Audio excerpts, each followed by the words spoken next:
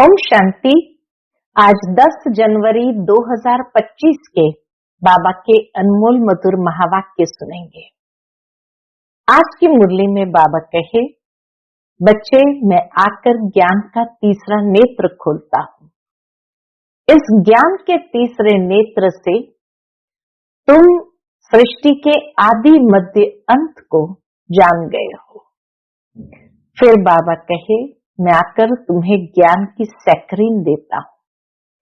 Saccharin बहुत छोटी होती है, एक बूंद होती है, लेकिन वो भी बहुत मीठी होती है। तो ज्ञान की सैकरीन है मन मना भव।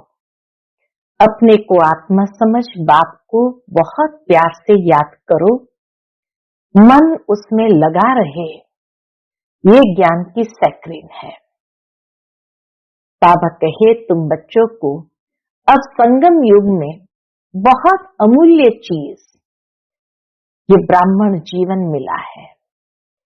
तो उसके लिए कभी भी ये नहीं समझना चाहिए कि ये मिट्टी का पुतला कहाँ छूटे, कहाँ खलास हो जाए। नहीं, बाबा कहे इनको जीते रखना है। कोई बीमार होते हैं तो उनसे तंग नहीं होना चाहिए। बोलो, शिव बाबा को याद करो। जितना याद करेंगे उतना पाप कटते जाएंगे। उनकी सर्विस करनी चाहिए। जीता रहे, शिव बाबा को याद करता रहे। तो सुनते हैं आज के बाबा के अनमोल मधुर महावाक्य। ओम शांति। मीठे बच्चे, बाप तुम्हें ज्ञान योग की खुराक खिलाकर जबरदस्त खातरी करते हैं। तो सदैव खुश मौज में रहो। बाबा इतनी खातरी करते हैं, तो सदैव खुश मौज में रहो और श्रीमत अनुसार सबकी खातरी करते चलो। आज की मुरली से प्रश्न है, इस संगम युग पर आपके पास सबसे अमूल्य चीज कौन सी है जिसकी संभाल करनी है? उत्तर, इस पुरुषोत्तम ब्राह्मण कुल में आपकी यह जीवन बहुत अमूल्य है। इसलिए शरीर की संभाल जरूर करनी है। ऐसे नहीं यह तो मिट्टी का पुतला है, कहाँ ये देह खलास हो जाए। नहीं, इनको जीते रखना है। कोई बीमार होते हैं तो उनसे तंग नहीं होना चाहिए। उनको बोलो तुम शिव बाबा को याद करो। जितना याद करेंगे उतना पाप कटते जाएंगे। उनकी सर्विस करनी चाहिए। जीता रहे, शिव बाबा को याद करता रहे। ओम शांति। ज्ञान का तीसरा नेत्र देने वाला रूहानी बाप बैठ रूहानी बच्चों को समझाते हैं। ज्ञान का तीसरा नेत्र सिवाय बाप के और कोई दे नहीं सकता। अभी तुम बच्चों को ज्ञान का तीसरा नेत्र मिला है। अभी तुम बच्चे जानते हो कि यह पुरानी दुनिया बदलने वाली है। बेचारे मनुष्य नहीं जानते कि कौन बदलाने वाला है और कैसे बदलाते हैं, क्योंकि उन्हों को ज्ञान का तीसरा नेत्र ही नहीं है। तुम बच्चों को अभी ज्ञान का तीसरा नेत्र मिला है, जिससे तुम सृष्टि के आदि मध्य अंत को जान गए हो। यह है ज्ञान की सैकरीन। सैकरीन की एक बूंद भी कितनी मीठी होती है। ज्ञान के तीसरे नेत्र से सृष्टि के आदि मध्य अंत को जान गए। ताकि बाबा कहे यह है ज्ञान की सैकरीन। एक बूंद भी बहुत मीठी होती है। ज्ञान का एक अक्षर है मन मना भव। यह अक्षर कितना मीठा है। अपने को आत्म समझ बाप को याद करो। बाप शांति धाम और सुख धाम का रास्ता बता रहे हैं। बाप आए हैं बच्चों को स्वर्ग का वर्षा देने, तो बच्चों को कितनी खुशी रहनी चाहिए। कहते भी है खुशी जैसी खुराक नहीं।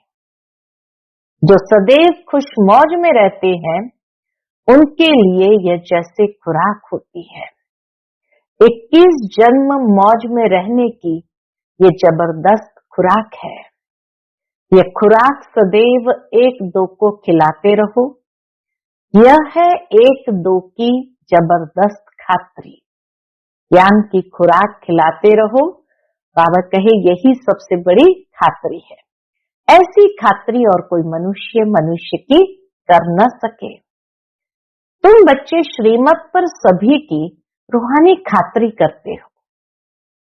सच्ची सच्ची खुश खैराफत भी यह है क्या, इसको भी बाप का परिचय देना। मीठे बच्चे जानते हैं बेहद के बाप द्वारा हमको जीवन मुक्ति की सौगात मिलती है। सतयुग में भारत जीवन मुक्त था, पावन था। बाप बहुत बड़ी ऊंची खुराक देते हैं। तब तो गायन है। अतीन्द्रिय सुख पूछना हो तो गोप गोपियों से पूछो। ये ज्ञान और योग की कितनी फर्स्ट क्लास वंडरफुल खुराक है।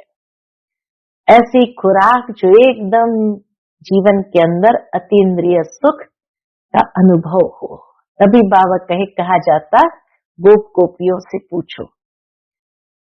ये ज्ञान और योग की खुराक कितनी फर्स्ट क्लास वंडरफुल खुराक है, और यह खुराक एक ही रूहानी सर्जन के पास है और किसको इस खुराक का मालूम ही नहीं है।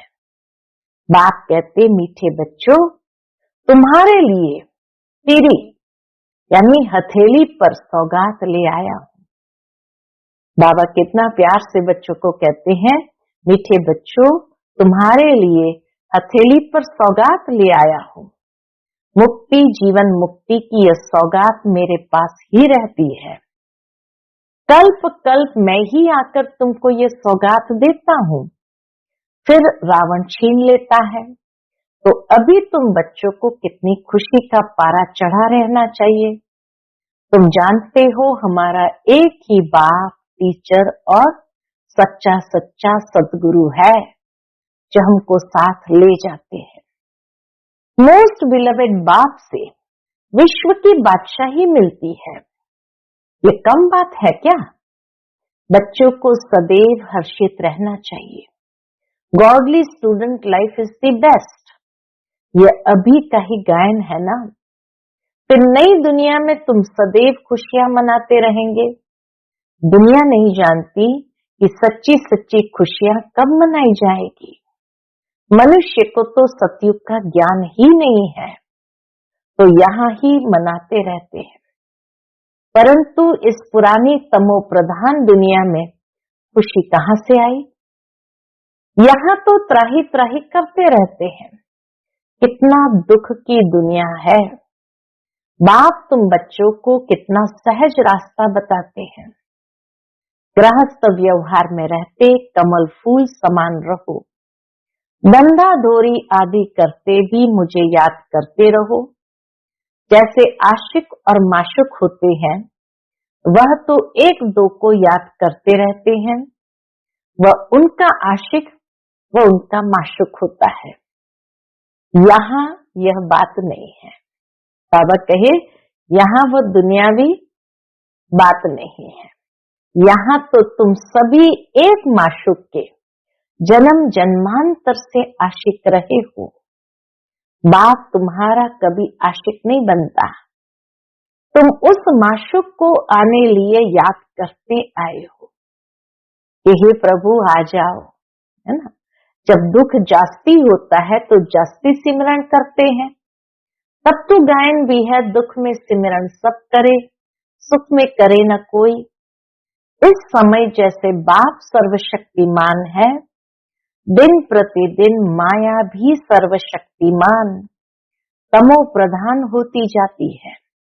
इसलिए अब बाप कहते मीठे बच्चे देही अभिमानी बनो। अपने को आत्मा समझ मुझ बाप को याद करो और साथ साथ दैवी गुण भी धारण करो। तुम ऐसे लक्ष्मी नारायण बन जाएंगे। इस पढ़ाई में मुख्य बात है ही याद की।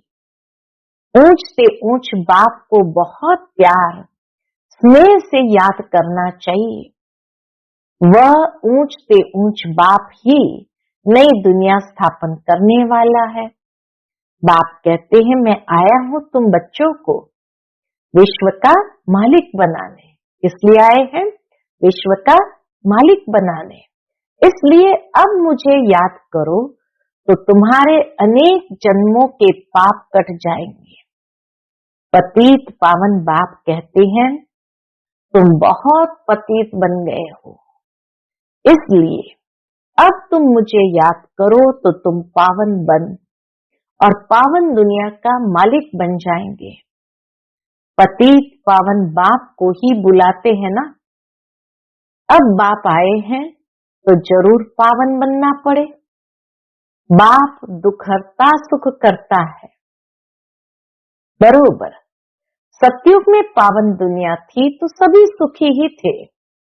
अब बाप फिर से कहते हैं बच्चे, क्या कहते हैं? बच्चे शांति धाम और सुख धाम को याद करते रहो। अभी है संगम युग।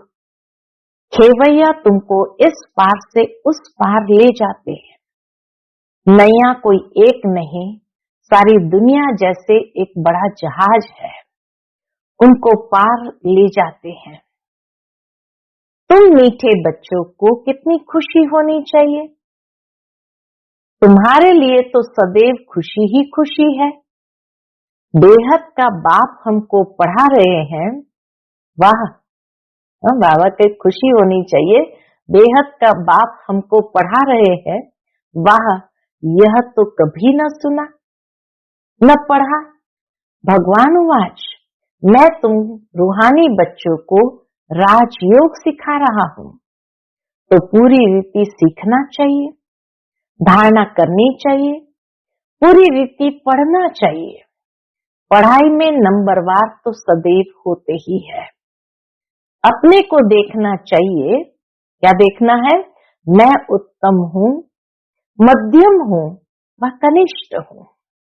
बाप कहते अपने को देखो, मैं ऊंच पद पाने के लायक हूं, रूहानी सर्विस करता हूं।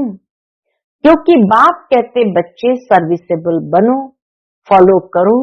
मैं आया ही हूं सर्विस के लिए, रोज सर्विस करता हूं, इसलिए ही तो रथ लिया है। इनका रथ बीमार पड़ जाता है तो मैं इनमें बैठ मुरली लिखता हूं। ब्रह्मा बाबा का रथ अगर बीमार पड़ जाता है, सुना नहीं सकते, तो बाबा कहे मैं इनमें बैठ मुरली लिखता हूं। मुख से तो बोल नहीं सकते तो मैं लिख देता हूं, ताकि बच्चों के लिए मुरली मिस न हो। तो मैं भी सर्विस पर हूं। शिव बाबा कहे मैं भी सर्विस पर हूं ना। यह है रूहानी सर्विस। तो तुम बच्चे भी बाप की सर्विस में लग जाओ। On God fatherly service. जो अच्छा पुरुषार्थ करते हैं, अच्छी सर्विस करते हैं, उनको महावीर कहा जाता है। देखा जाता है कौन महावीर है, जो बाबा के डायरेक्शन पर चलते हैं। बाप का फरमान है अपने को आत्मा समझ भाई भाई देखो। इस शरीर को भूल जाओ। बाबा भी शरीर को नहीं देखते हैं। बाप कहते हैं मैं आत्माओं को देखता हूं। बाकी यह तो ज्ञान है कि आत्मा शरीर बिगर बोल नहीं सकती। बाबा कहे ये तो ज्ञान है कि आत्मा शरीर बिगर बोल नहीं सकती। मैं भी शरीर में आया हूं, लोन लिया हुआ है।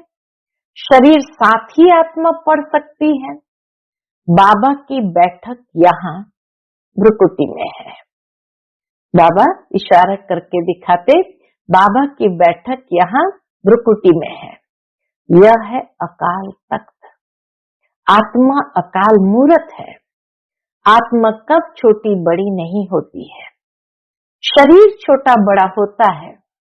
जो भी आत्माएं हैं उन सभी का तख्त ये भ्रुकुटी है। शरीर तो सभी के भिन्न भिन्न होते हैं। किसका अकाल तख्त पुरुष का है, किसका अकाल तख्त स्त्री का है, किसका अकाल तख्त बच्चे का है। बाप बैठ बच्चों को रूहानी ड्रिल सिखाते हैं। जब कोई से बात करो तो पहले अपने को आत्मा समझो। हम आत्मा फलाने भाई से बात करते हैं, बाप का पैगाम देते हैं कि शिव बाबा को याद करो, याद से ही जंग उतरनी है। सोने में जब अलॉय पड़ती है तो सोने की वैल्यू कम हो जाती है। तुम आत्माओं में भी जंग पड़ने से तुम वैल्यू लेस हो गए हो। अब फिर पावन बनना है। तुम आत्माओं को अब ज्ञान का तीसरा नेत्र मिला है। उस नेत्र से अपने भाइयों को देखो। भाई भाई को देखने से कर्मेंद्रिया चंचल नहीं होगी। राज्य भाग्य लेना है, विश्व का मालिक बनना है, तो ये मेहनत करो। कौन सी मेहनत? आत्मा भाई भाई को देखो और कर्मेंद्रिय को अचल अडोल बनाओ। भाई भाई समझ सभी को ज्ञान दो, तो फिर यह टेव या आदत पक्की हो जाएगी। सच्चे सच्चे ब्रदर्स तुम सभी हो। बाप भी ऊपर से आए हैं, तुम भी आए हो। बाप बच्चों सहित सर्विस कर रहे हैं। सर्विस करने की बाप हिम्मत देते हैं। हिम्मत दे बच्चे, मदद दे बाप। तो यह प्रैक्टिस करनी है। मैं आत्मा भाई को पढ़ाता हूं। बाबा के इस तरह से प्रैक्टिस करनी है। आत्मा पढ़ती है ना, इसको स्पिरिचुअल नॉलेज कहा जाता है, जो रूहानी बाप से ही मिलती है। संगम पर ही बाप आकर ये नॉलेज देते हैं कि अपने को आत्मा समझो। तुम नंगे आए थे, फिर यहाँ शरीर धारण कर तुमने 84 जन्म पाठ बजाया है। अब फिर वापस चलना है, इसलिए अपने को आत्मा समझ भाई भाई की दृष्टि से देखना है। यह मेहनत करनी है, अपनी मेहनत करनी है। दूसरे में हमारा क्या जाता है? बाबा के दूसरे को नहीं देखो, अपनी मेहनत करनी है। चैरिटी बिगिंस एट होम, अर्थात पहले खुद को आत्मा समझ फिर भाइयों को समझाओ, तो अच्छी रीति तीर लगेगा। इतना बाबा बार बार बच्चों को ये पाठ पक्का करा रहे हैं। आत्मा आत्मा, भाई भाई समझो। समझाओ तो भी आत्मिक दृष्टि रखो, भाई भाई की दृष्टि रहे। खुद जब याद की यात्रा में बैठते हो, कोई देखते हो, तो भी भाई भाई की दृष्टि रखो। ये जौहर भरना है। मेहनत करेंगे तभी ऊंच पद पाएंगे। इसमें कुछ सहन भी करना पड़ता है। जब कोई उल्टी सुल्टी बात बोले तो तुम चुप रहो। तुम चुप रहेंगे तो फिर दूसरा क्या करेगा? ताली दो हाथ से बजती है। एक ने मुख की ताली बजाई, दूसरा चुप कर दे तो वह आप ही चुप हो जाएगा। ताली से ताली बजने से आवाज हो जाता है। बच्चों को एक दो का कल्याण करना है।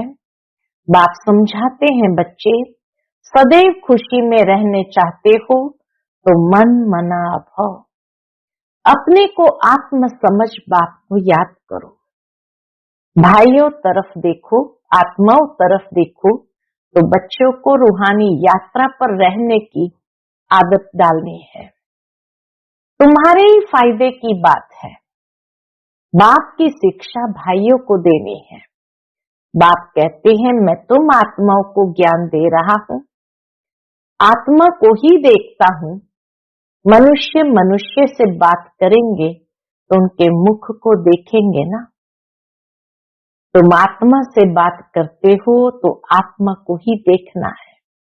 दुनिया में लोग शरीर से बात करते तो शरीर को देखते हैं। बाबा कहे, यहाँ तुम आत्मा से बात करते हो तो आत्मा को ही देखना है। बस शरीर द्वारा ज्ञान देते हो, परंतु इसमें शरीर का भान तोड़ना होता है। तुम्हारी आत्मा समझती है, परमात्मा बाप हमको ज्ञान दे रहे हैं। बाप भी कहते हैं आत्माओं को देखता हूं, आत्माएं भी कहती है हम परमात्मा बाप को देख रहे हैं, उनसे नॉलेज ले रहे हैं। इसको कहा जाता है स्पिरिचुअल ज्ञान की लेन देन। आत्मा की आत्मा के साथ, आत्मा में ही ज्ञान है, आत्मा को ही ज्ञान देना है। यह जैसे जौहर है, तुम्हारे ज्ञान में यह जौहर भर जाएगा तो किसको भी समझाने से झट तीर लग जाएगा। बात कहते हैं प्रैक्टिस करके देखो, तीर लगता है ना। ये नई टेव डालनी है तो फिर शरीर का भान निकल जाएगा। माया के तूफान कम आएंगे, बुरे संकल्प नहीं आएंगे, क्रिमिनल आय भी नहीं रहेगी। हम आत्मा ने 84 का चक्र लगाया, अब नाटक पूरा होता है। अब बाबा की याद में रहना है। याद से ही तमो प्रधान से सतो प्रधान बन, सतो प्रधान दुनिया का मालिक बन जाएंगे। कितना सहज है। बाप जानते हैं बच्चों को ये शिक्षा देना भी मेरा पार्ट ही है, कोई नई बात नहीं है।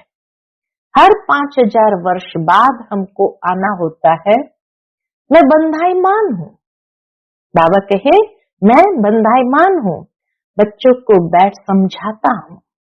मीठे बच्चे, रूहानी याद की यात्रा में रहो तो अंत मते सुगति हो जाएगी। यह अंत काल है ना। मामेकम याद करो तो तुम्हारी सदगति हो जाएगी। याद की यात्रा से पाया मजबूत हो जाएगा।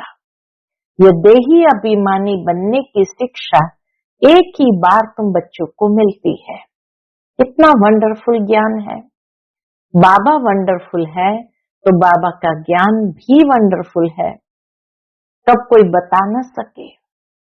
अभी वापस चलना है, इसलिए बाप कहते मीठे बच्चे ये प्रैक्टिस करो। मीठे बच्चों ये प्रैक्टिस करो। कौन सी प्रैक्टिस?